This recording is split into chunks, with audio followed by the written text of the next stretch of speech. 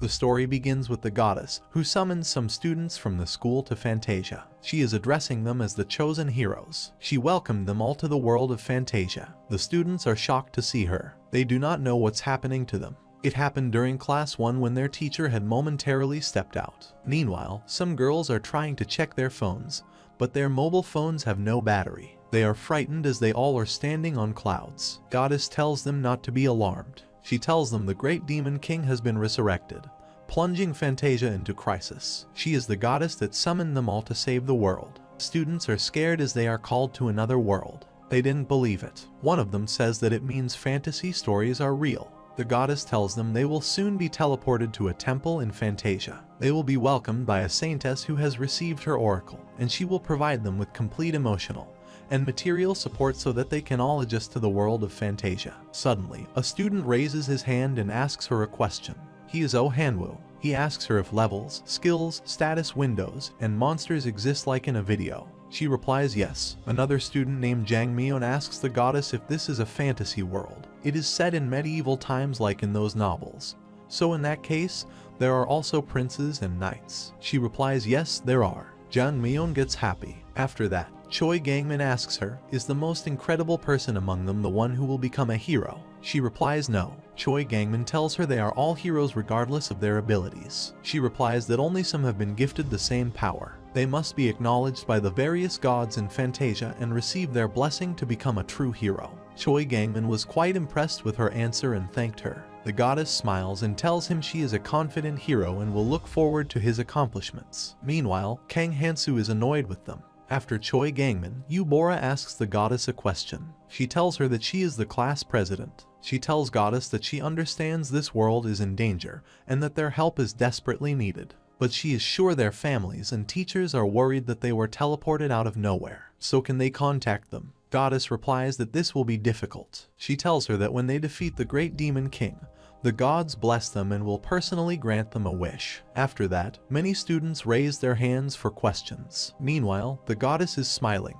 The heroes, caught in a frenzy, fired their questions in a flurry, but the goddess earnestly answered every question. However, the answers did get more concise as it went on. After some time, she gives them all the answers. Suddenly, Kang Han Soo raises his hand and tells her this is not a question, but a request. He tells her to send him back to Earth. Goddess replies that she explained earlier that their wish would be granted upon defeating the great demon king.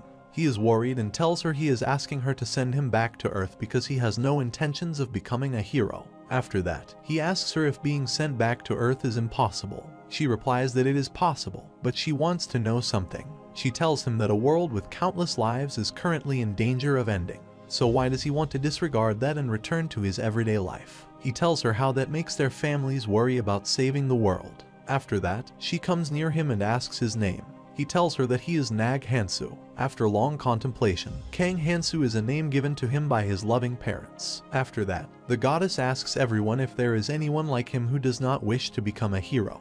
Please tell now, as she will not force this on any of them. No one raised their voice. Then, the goddess tells Kang Han Soo that he is unworthy to be in this place for great heroes, so she sends him back. Suddenly, everyone starts shouting and tells Nag to inform their parents. After that, he enters the teleport circle. After some time, he is in the jungle. He is curious and thinks he was dropped off far from the school. Suddenly, there is a monster coming.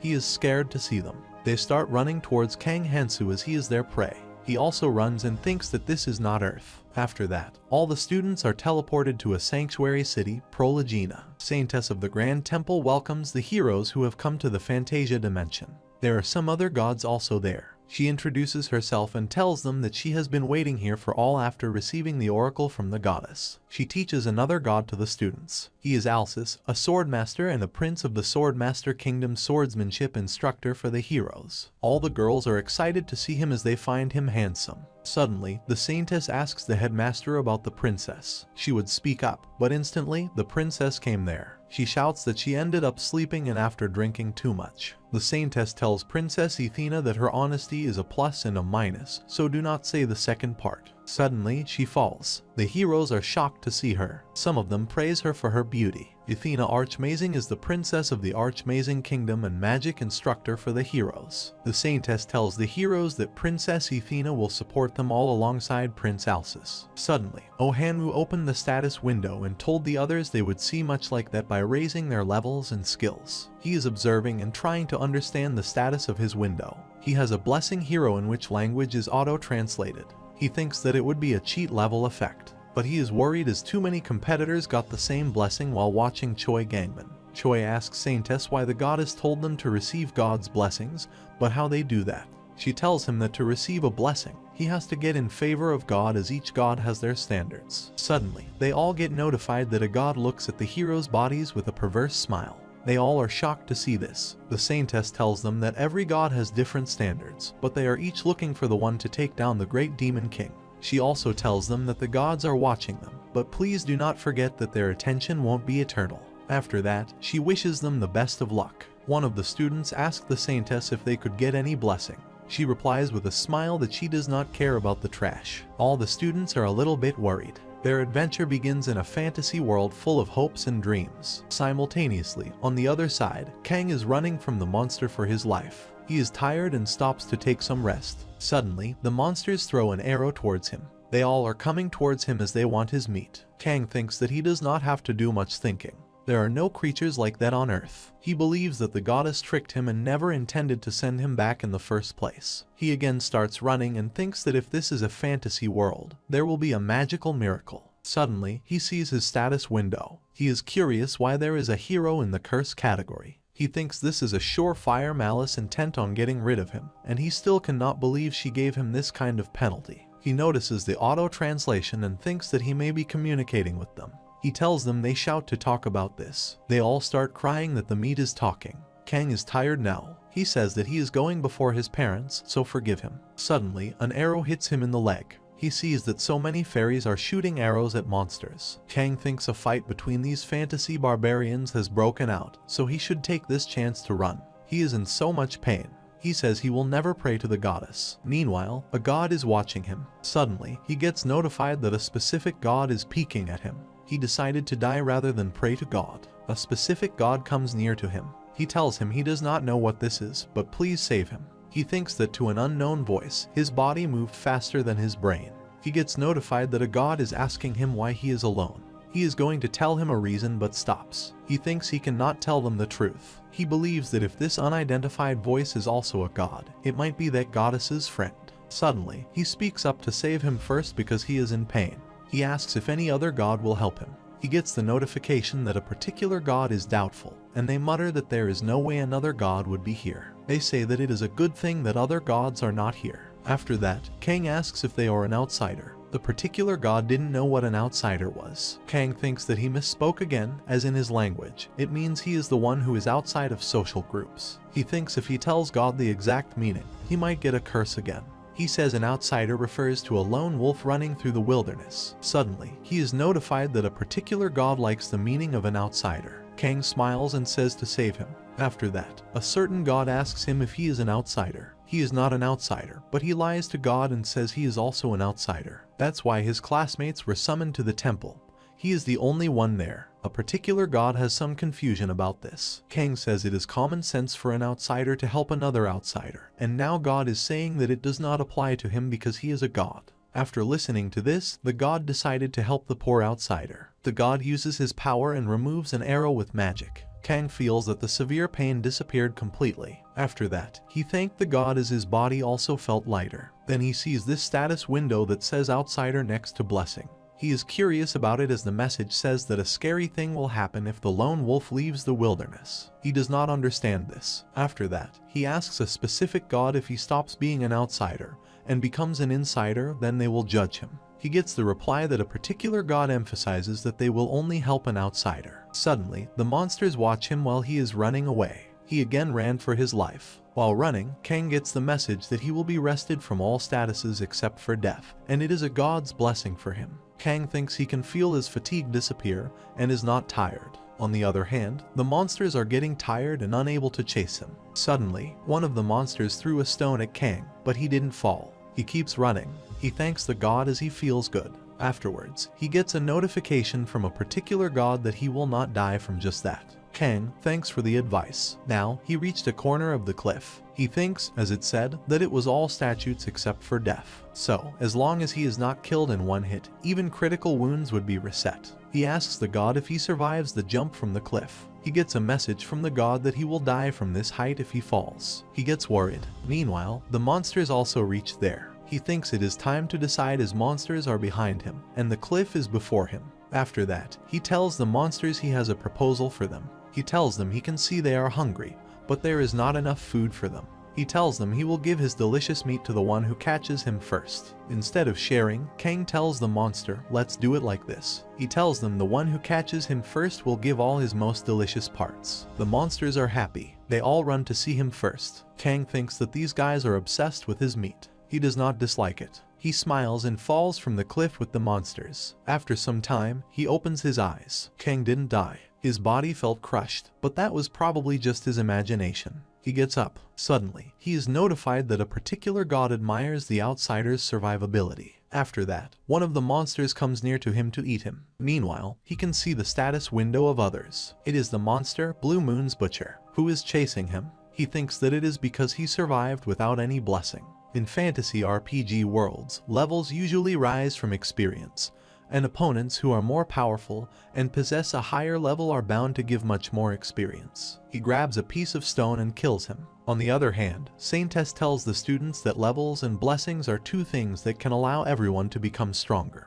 Either level up by receiving experience from killing beings with status windows or receive blessings from God. Meanwhile, Choi Gangman thinks he is a talented boy, so he prays to God to grant him a blessing. Suddenly, the saints tell them that receiving a blessing does not mean it is over. The gods will always be watching over them. Yubora raises her hand and asks Saintess if it means gods will watch over them all day. She replies yes, they are. Some students feel ashamed as they think the gods will see them while washing or caring for their business. Suddenly, the Saintess speaks up and tells them that gods are not humans, so please do not judge gods with the same standards as crude humans. Certain gods tell Yubora that they are not interested in vulgar things. Suddenly, Jangmyeon means Yubora. They are gods and will grant better blessings to those they find more interesting. Some gods praise her for her act. After that, she gets a blessing from a certain god. She gets happy. There is some good smell in the air. Some students wonder what she will do with this blessing before the great demon kind. Charm is a blessing in which its body radiates a charming odor at all times, increasing the chances of captivating the hearts of the opposite sex. Suddenly, the Saintess stops her from using the blessing of charm. She replies that she does not know how to stop it. A certain innocent goddess dislikes the impure act. The Saintess knows it is too late for her as she gets the punishment now. They all are shocked to see this. The Saintess tells her that blessings will not be the only thing the gods grant to everyone here. They will also bestow curses on heroes they do not like. She is shocked and tells her she didn't hear about this. The Saintess tells her that's because she was just about to explain this. Suddenly, Jan gets the punishment. She feels pain, and then say sorry. The Saintess says that once they receive a blessing or a curse, it will not disappear until their deaths. She also says that the effect will increase as the rank does, and a level will never go back down once it has gone up. Jang is worried because she gets so much pain at this low-level rank, and at a higher level, she will be dead. Athena comes near to her and tells her not to give up. She tells Jang that blessings can offset curses. The pain will also be alleviated once her body and mind become stronger from leveling up. Now she is a little bit satisfied. On the other side, Kang kills the monsters, but he is curious about why his level is still the same. He thinks it might be because of a curse or leveling up this difficult by default. After that, he asks Godakin if there is any helpful information. The god tells him to call him an outsider. Kang agrees to it and again asks him. The god replies to him yes. Kang thinks that this god is unhelpful, excluding the blessing. Still, he will hold it, and since that one merit is so lovely, he is roaming around the jungle with the god. Kang also thinks that although he ran through the forest for hours, he didn't feel thirst, hunger, or even fatigue. Suddenly, he notices that some monsters are finding him. He hides himself from the monsters behind the tree. He thinks if he finds a person, this land will be filled with monsters, so there may be no humans. At the same time, a particular god sends a message that the powerless outsider dies in the peace. He cuts himself. The monster smells blood. The monsters smell the blood, but they do not know in which direction they have to go. Nag wants to escape the forest and find a human village.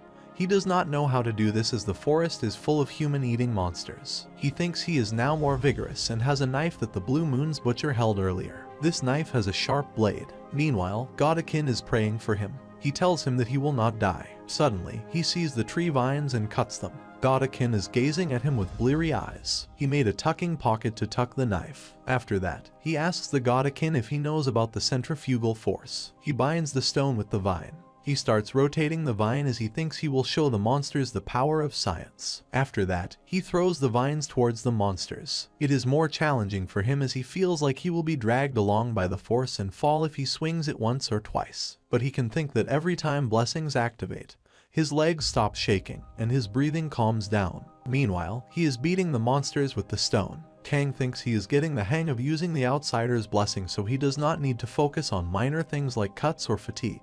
If he avoided instant death, the blessing would heal him anyway. In other words, he can keep fighting while on the verge of extinction. He is beating the monsters one by one. Suddenly, Kang notices that the monsters are trying to wear him out by dragging him out as they are nastier and more intelligent than they look. He continuously beats the monsters. Suddenly, one of the monsters tried to grab him from behind, but Nag knew it and beat the monster with the stone. He says they will all get back their tricks in the same way. After some time, he beats them all. He comes near to the monster and asks him where the human lives. The monster shows him the direction. After that, Kang asks him about his species. The monster replies that they are gnolls. After that, he killed him with the stone. He thinks he would not hurt them if they answered truthfully, but he never said he would spare them. Meanwhile, Prince Alsus tells the heroes at the temple that the official training starts tomorrow. He tells them that he will teach swordsmanship and Princess Athena will teach magic, so they can choose any field they want. Suddenly, Choi raises his hand and tells them he wants to be enrolled in both. Prince Alsus tells him he can but will give up as both lessons are harsh.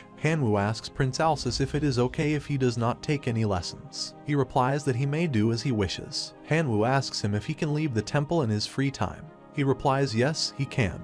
The next morning, Prince Alsus tells the heroes who wish to follow the path of a knight can follow him. He also tells them they can change if it does not suit them, so do not worry. After that, he tells the heroes who want to learn the magic to wait here as Princess Athena has yet to arrive. After some time, all heroes check their window status. Hanwoo sees a special written before a blessing, which means he is the world's most special chosen main character, and can only see and feel this special blessing. He gets happy to see this. He thinks that Choi thinks that he is still the best even though he does not have a clue. After some time, while outside the temple, he says if a guy like Choi tried his best, he would at least gain a rank position as the main character's rival. After some time, Oh Hanwoo is at the city plaza of Prologina. He thinks he came to the right place. He comes to the mercenary guild to start his fantasy story. There are so many fighters there. The receptionist welcomes him and asks him why he is there. He replies that he wants to register as a mercenary. Suddenly, a girl comes there and tells Oh Hanwoo that this is not where a greenhorn like him should be. She tells him to stop spewing stupid crap like this and return to his hometown. She tells him he has seen many hot-headed boys like him becoming mercenaries and dying. Meanwhile, Oh Hanwoo thinks that is the effect of his blessing, which is the primary character buff. The girl approaches him and asks him if he is listening to her. Oh Hanwoo thinks this beautiful mercenary woman with a nosy disposition is a princess, or a noble of high standing in disguise. He smiles and thinks this is the fate of the main character. It is no doubt the effect of a special blessing. Suddenly, he tells her he does not want to return and that she should accompany him if she worries. He also tells her that judging books by their covers is not a good habit. After that, he tells her she has also experienced that many times. The girl smiles and replies that he got her there. Oh Hanwoo gets happy and thinks that he is exceptional in this world. After that, he tells the girl he cannot tell her much about it, but he is chosen. While Oh Hanwoo had a hard time talking to beauty like this so smoothly back on Earth, in this world, he is a hero who will be saving this world. He is going to leave. Suddenly, the girl tells him she wonders how those chosen abilities stack up. He replies that she will realize what the primary character buff is. On the other hand, in the jungle, the monster tells Nag that he is not lying to him, that the human village is in the west. Kang thanked him for the information and then hit him with the stone. After that, he says these gnolls are unexpectedly honest. They are so crude that anyone can tell when they are lying. Kang thinks he does not know the exact distance to the human village, but he confirms it by asking a bunch of gnolls so there can be no mistake. He also thinks his desperate fight with the gnolls became like a brief hunt as he beat more of them. He had gone from prey to a seasoned hunter overnight. He is happy. Kang sustained plenty of heavy wounds while he was learning how to hunt. He learned how to fight quickly with his outsider's blessing. His clothes are ripped off while fighting with the monsters. He is excited since he does not go insane even after being inflicted by so many heavy wounds, and he will meet the natives of this fantasy world in the human village. God Akin grumbles and says they are sorry about it. He asks him if he wants him to die. He gets the reply that the certain god does not care what happened to him. Suddenly, a monster again attacks him, but he attacked him back with a butcher's knife. Kang is worried as there is no end to those gnolls, no matter how many he kills. He fights with them and stabs them with the knife. Kang Han Soo is now annoyed as he is not leveling up at all. He thinks he must have killed dozens of guys with higher levels than him, so what is the problem? He gets the message that a specific god is getting uneasy. After beating the monsters again, he can hear the language of a friendly race that he cannot understand. He starts looking around carefully, considering they shot arrows at a pitiful person being chased by a carnivorous plant. Their definition of friendly might differ from the one he is familiar with. Suddenly, he sees some swordsmen and a woman there who are humans. He thinks they might be mercenaries. Suddenly, a woman threw a weapon toward Kang as she saw him. They all will attack him. He tells them he is just looking for a human village. He hides his dagger and sits down. He means that he surrenders as he is against violence. Kang knows that nothing has changed. They cannot talk with each other, but humans do not only communicate with words. Body language that shows an inclination towards avoiding conflict and fighting. A cordial voice that does not put the other person on edge. He thinks they cannot hold a complicated conversation this way, but this much should be communicated.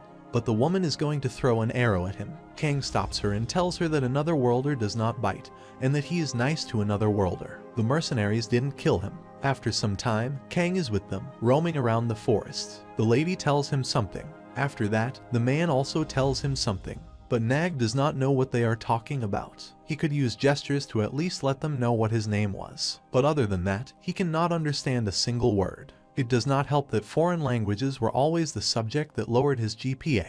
Kang Han Soo thinks it is a relief that he met friendly people. At least these people didn't start by shooting at him with arrows, unlike the fairies, and he also didn't need to worry as much about running into monsters. He cannot see these guys' status windows, but he is sure fully armed mercenaries would be more potent than someone level 1. God told him that he was not acting like an outsider now, but Nag ignores him. A particular god whines at him not to talk to them half-heartedly. He replies that speaking more casually as someone gets closer to someone is normal. Nag thinks that he was able to meet people, but he can still only have conservation with the gods. However, he found out what these people's names were thanks to using body language. This hairy older man is Gray. He speculates that Gray is the leader of this party. He carries that giant sword without showing a hint of tiredness. Kang finds him so strong. Suddenly, another man calls him and hugs him. His name is Cole. Cole is smaller than Gray but has a seasoned, muscular body and laughs often.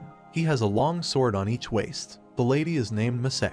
Misa is the party's ranged attacker. She often uses a giant crossbow made of steel, based on the size. He does not think its primary purpose is to fight people. She points her finger in some direction. Kang realizes that she wants to show him something.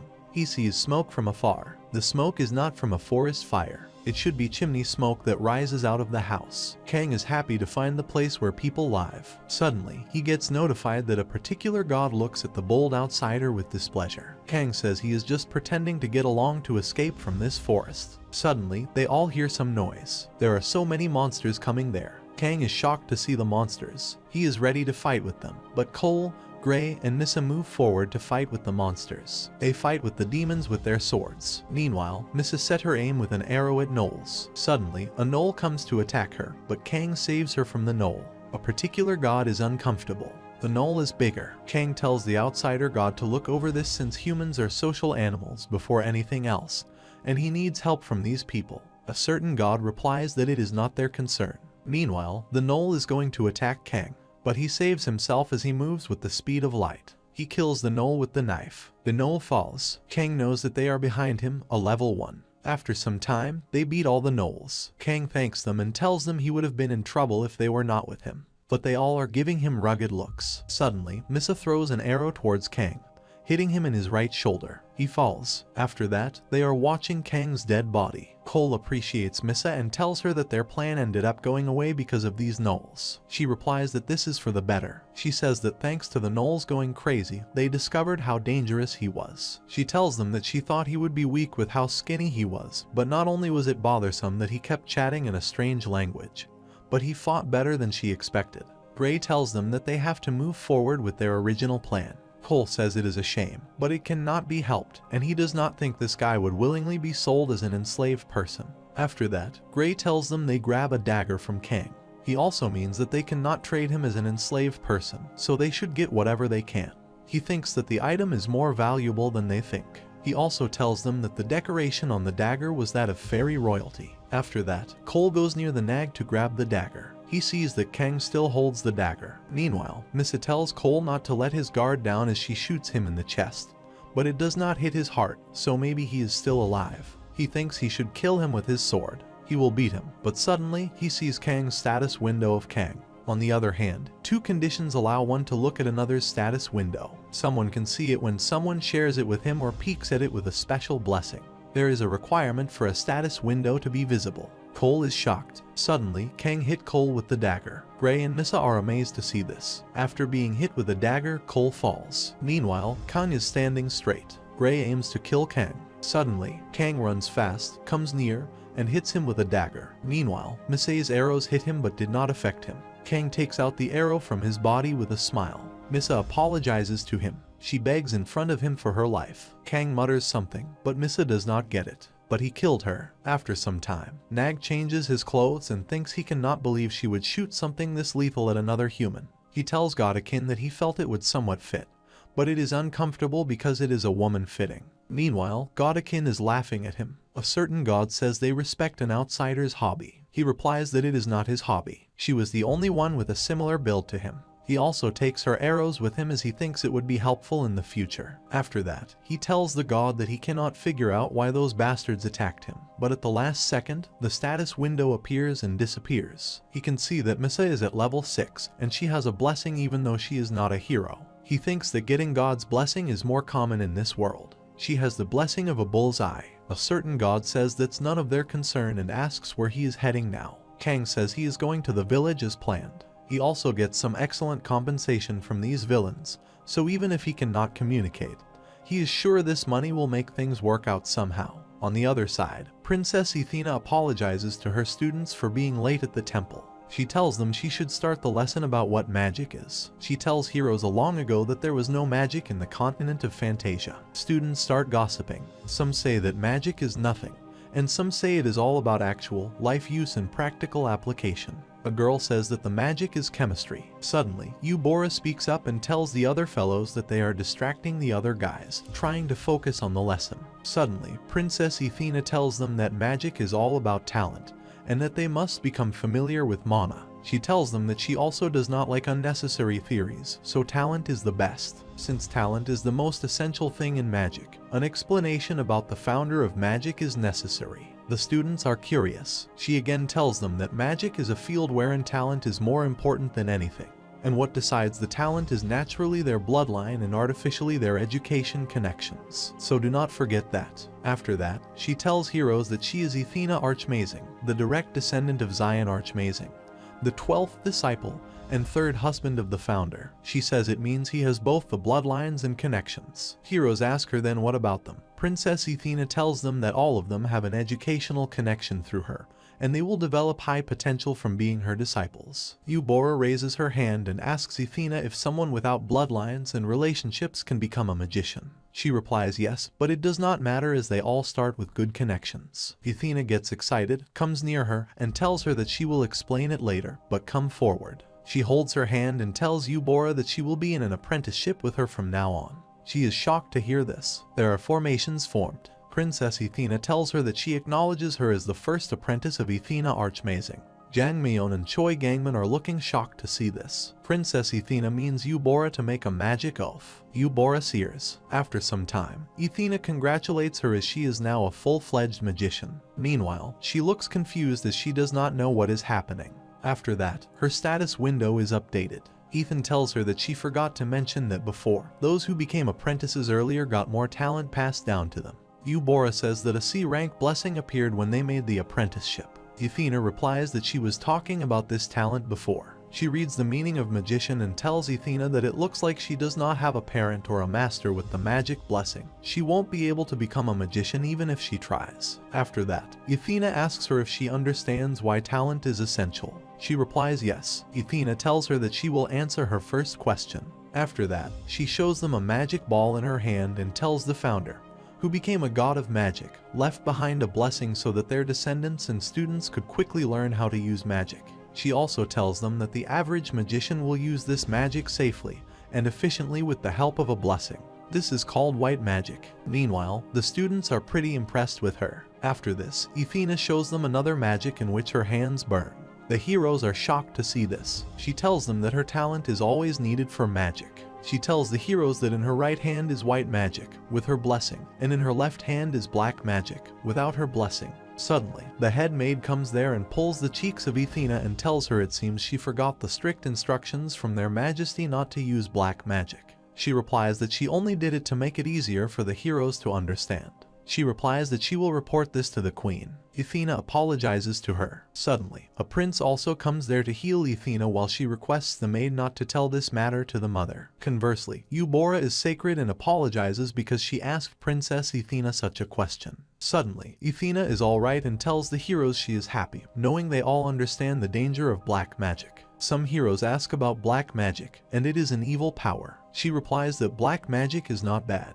Unlike the blessing of magic passed down from their founder, black magic is like the magic power of nature. On the other side, Nag Hanwoo reaches the village. He asks the guard if he needs dry firewood to start a fire. He tells him that just now, his left hand replaced firewood. The guard does not understand him, but he moves his hand forward. Nag gives him some coins and says he understands what he is saying. He comes into the village. He thinks many armed people are running around everywhere, maybe because it is in a forest with carnivorous plants. After some time, he takes a bath and wipes his body by saying that money is the best, as he can become friends with anyone, even if he cannot talk to them. He gets the message that the god is uncomfortable. He replies that he is also awkward as he is showering. He asks the god-akin about gender. He gets a reply that the god is now more uncomfortable. Nag says he will think of himself as male to protect his dignity. Suddenly, god-akin is worried. Kang asks why he is scared. He replies that it is a secret and hides in their hearts. Suddenly, Kang heard some voices coming from outside the room. Suddenly, Kang shouts that he is bathing, so please wait momentarily. Someone from out says that he understands. Kang wears clothes. He is alerted and thinks that someone he can communicate with is outside the door. They can talk with each other, but the fact is that the person from outside is not a human but a hostile race. Kang knows that the person is against heroes. He thinks it may be a monster like the gnolls or maybe demons. He opens the door and sits down on the bed. He hides his daggers and tells the person to come in. The door opens. Kang is curious about what sort of monster will appear. It does not matter to him if the race is friendly or hostile towards the hero. He thinks that elves, humans, and gnolls are all dangerous to him. He also feels that he has some meaningful conversations with them. Meanwhile, there is a human. A man comes in. Kang asks him what the matter is. He replies, "Do not be so concerned, as he is the chief of this village. He came here to check because he received a report that they had a traveler who spoke a different language." Meanwhile, Kang is observing him as he looks young for a chief. The chief can see Kang Han Soo's status window. Kang is slightly uncomfortable as his info is exposed to the chief. The chief tells him that if possible, he should try to hide his status window, though it won't work on someone with the observation blessing like him. Kang asks him if he can hide it. He replies that it seems that he does not know anything. He comes closer to him and tells him he thought he was a fairy that boldly snuck in, but he must be a boonie from far away. He tells Kang that this village has a bad history with the fairies. The gnolls that lost their homes to the greed of the fairies ended up flowing out into the human territories. The chief tells him that many people have lost their families. This village is a fort made by people who gathered together for revenge. So that's why there are many mercenaries. There are not many people who still remember the grudge from back then. Meanwhile, he gets a message from God-akin that he is angry at him. The chief also tells Kang that it is mostly full of greenhorns from the city who came to gain experience. After that, he will leave but asks Kang a last question. He shows Kang a potion and tells him that since he had dinner, he spiked with this paralysis potion. Why has there been no effect? Suddenly, Kang takes out his dagger. The chief is impressed. Kang asks him why he is doing this. The chief tells him that those fairies have a high resistance to potions. This is a spell he devised for such an instance. He also tells him to give up because something like resistance to potions cannot eat this invisible rope. He takes a dagger from Kang. Kang is shocked to see this. The chief tells him that he is not at fault but is unlucky. Godakin tells Kang that they are trying to warn him. He is frightened. After some time, Kang is in prison. The chief tells him that the people are angry at the gnolls as they see the gnolls slaughter their families and take their homes. But he knows the truth as these gnolls are also victims like them. The chief also tells him that the real culprits are the ones who pitted them against each other by taking the gnolls' land. Kang is looking scared. The chief tells him that these despicable fairies are their real enemies. After that, he tells him to look at his status window. This is the karma of one who carries the truth. The chief's name is Crimson, and he is at level 16. He has a Lhasa curse, Fairy C. The curse fairy means that someone is selected as the sworn enemy of fairies. His life and youth are shortened. Kang asks him if the goddess gives this curse. He replies that this is the accumulated grudges of the fairies he murdered, and it is like an honorable scar. Kang thinks that the curse is not something that can only be given by an evil goddess. It means each curse has a condition. After that, he tells the chief that he is not a fairy that he despises, and he does not think this is something he should be talking about with a random stranger. Suddenly, the chief puts the dagger on his head and tells him he does not intend to talk so much. He tells him that he changed his mind after seeing his dagger. He asks him where he got it. Kang thinks it is not stupid enough to say he took it from the gnoll because surviving is his priority here. He lies to him and tells him he took it after killing a fairy who fired an arrow at him for no reason. Kang also tells him that he thinks they are comrades with a common enemy. Crimson tells him that he is impressed that he killed a royal fairy with his skills. Kang does not know that they are royalty. Crimson smiles and says he does not know anything. He tells him that he is in quite a pickle. The more he learns, the less he wants to kill him. Kang tells him to spare his life. Crimson tells him that it is such a shame. He saw his status window, so he must know he is a mage without the magic blessing. He asks Kang if he honestly does not know anything. He replies that he is an outsider. H tells him it means a lone wolf running through the wilderness. Crimson tells him that he will never get to run the wilderness ever again. Kang does not understand it. Meanwhile, Godakin is praying for his luck in the afterlife. Suddenly, Crimson shows his black magic. A lady falls who he hung. He puts his foot on her body and says he is a dark mage and must become a sacrifice that prolongs his life. He smiles and says the fairy's curse may eat away at him, but he can fight it forever by extending his life through sacrifices. Crimson also tells him that he will sacrifice himself without pain as a reward for caring for a fairy royalty. Kang smiles and replies that he is so generous of him. Kang thinks he might have just been kicked to the curb by a god with a rotten personality, but this is not the worst. He can still keep on yapping. He calls Chief. Crimson asks him if he wants to beg for his life. Kang tells him he will not. Crimson tells him to go ahead as he wants to listen to his last words. Meanwhile, something irritates him. He killed them with his rope. Nag is scared and silent. After that, Crimson asks him what he wants to say. Conversely, Kang thinks that the chief's actions are abnormal or that he may show him all this on purpose because he wants to be recognized as being on the side of justice. He tells Crimson it has been an arduous journey, with no one acknowledging his efforts. Crimson smiles and tells him it seems he understands him. He replies that it is because he is an outsider. Crimson tells him he said that it meant a lone wolf that runs through the wilderness. He realizes it means he is also an outsider. Meanwhile, Godakin whispers that Crimson is not an outsider for sure. Kang also disagrees, but he thinks he successfully empathized with him. Crimson smiles and tells Kang that he likes him. He tells him he is an outsider and must continue being a lone wolf. Kang thinks about his strange logic. He believes that at first, he said he liked him for the great good, and now he wants to kill him to remain an outsider. Kang is feeling pissed off. Crimson tells him this is a happy day as he finally meets someone who understands his great mission. Kang thinks he gets himself into the worst situation possible. He is scared. After that, some people hang with the chain. Crimson is watching them. He comes near the boy and says he should go with him as he has been in a bad state lately. The boy says something to him in another language. He replies that his mate needs to live on and entertain him so he will not kill her. After that, he pulled him down. The boy falls in the formation made by Crimson. He starts his black magic and calls his mother of life. He requests that she allow him to have the remaining life of this fairy. The magic circle starts shining. The boy, in the process, is so scared. Crimson tells him he promises that if he forfeits it to him, he will send his mate to him very soon.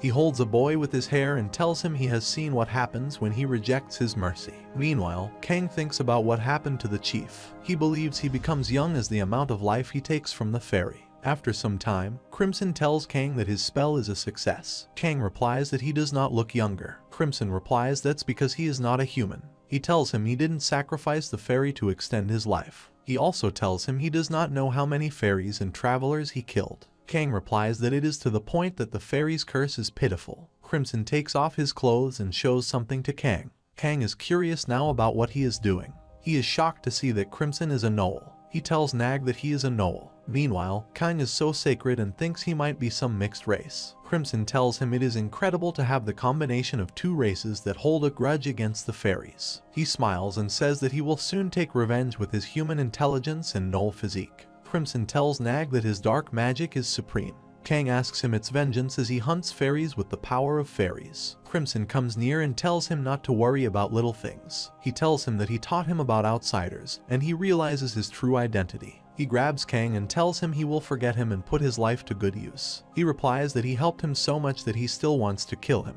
Crimson replies that it is because he is an outsider. Kang is pissed off and thinks he learned that a severe outsider is dangerous today. He guesses this is the moment of fate. On the other side, at the temple, Princess Athena is archmazing. She, who is called the genius of the archmazing magic kingdom, admired hardworking people. Her status as the princess took time away from her, and thanks to her immense talent, she didn't need to try. Meanwhile, Eubora asks that magic be created through their imaginations, but they can increase their efficiency if there is no other way. On the other hand, despite hearing the explanation that their blood and school ties determine a magician's skills, Eubora's efforts in trying hard appeared to Princess Athena. That's why she decided to take her on as her first apprentice. After that, Princess Athena tells her that's a great question, and that if she wants to improve her magic, she has to follow her teacher's or her parents' magic. She shows them ice magic. The heroes are surprised to see another magic. Meanwhile, Princess Athena thinks that thanks to the talent they received from their ancestors, members of the archmazing royal family were able to use outstanding fire magic from generation to generation.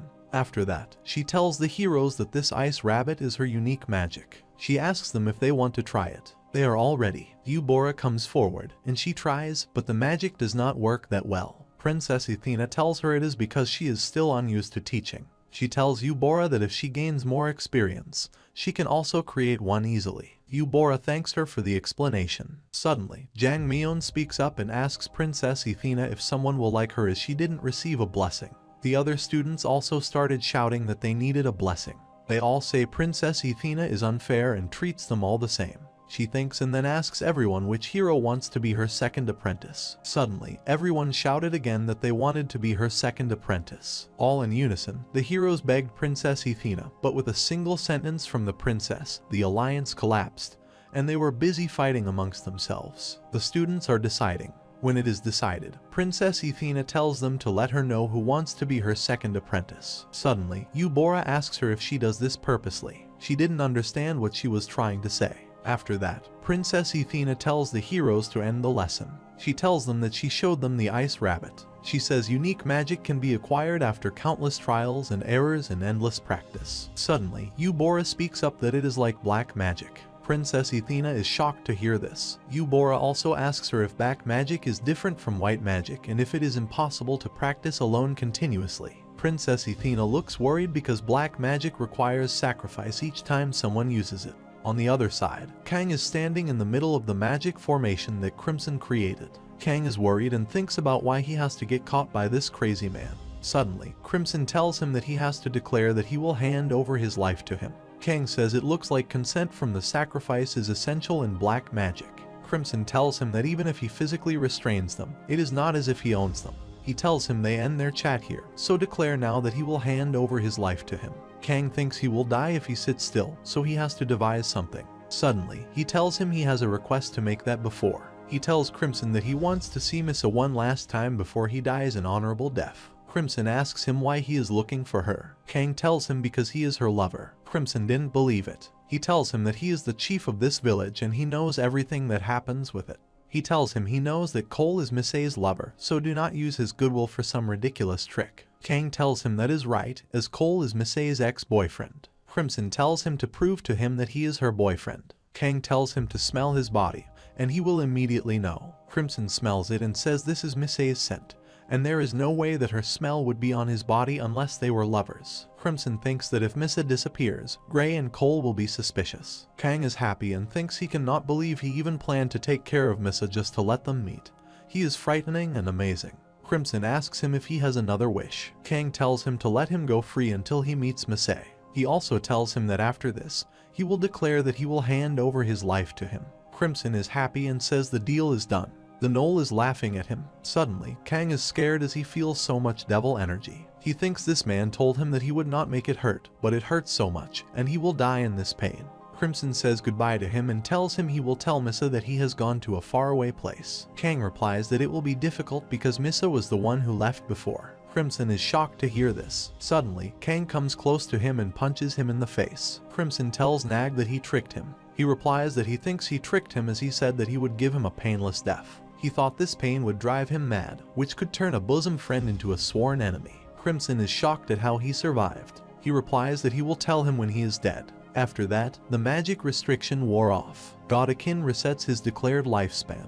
The formation is removed. Crimson is pissed off. Suddenly, Kang tells him not to forget his promise as he tells him that he will walk him free if he survives. He grabs the dagger and tells him to uphold his end of the deal. There are some girls. Kang cut the chain of one girl. The girl is shocked. She is too weak. She holds her and walks away. Suddenly, Crimson stops him.